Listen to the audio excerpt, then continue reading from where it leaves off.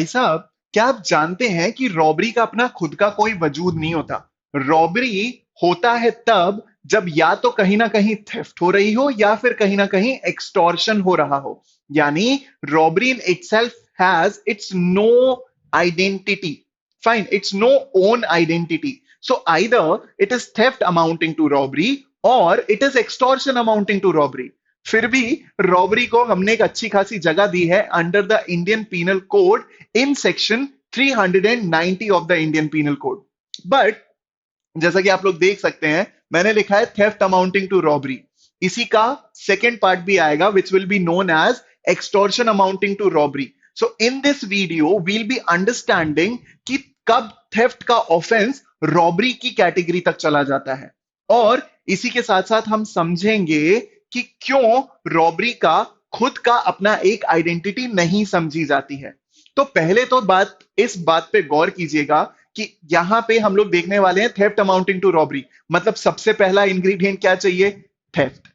Theft की definition under section 378 of the Indian penal code बड़े आराम से दी हुई है। अगर आप चाहें तो आई बटन पे क्लिक करके जाएं और वहां पे थेफ्ट का जो हमारा फॉर्मूला वीडियो है वहां पे जाके आप 378 के सेक्शन का डाइसेक्शन देख सकते हैं and you will completely understand कि थेफ्ट या चोरी होती कैसे है। So to start with theft amounting to robbery, सबसे पहला तो हमने इंग्रेडिएंट दिया थेफ्ट।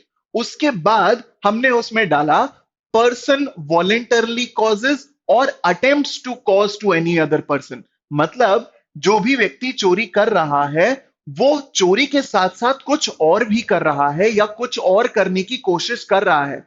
क्या है भाई वो छुपा हुआ ingredient? That is death, hurt और रॉन्गफुल रिस्ट्रेंट, या फिर फियर ऑफ डेथ, हर्ट और रॉन्गफुल रिस्ट्रेंट।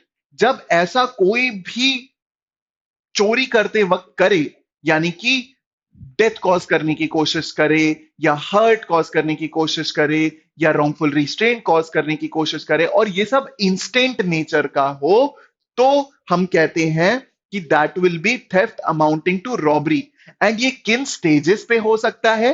तो स्टेजेस होती हैं इन ऑर्डर टू कमिट।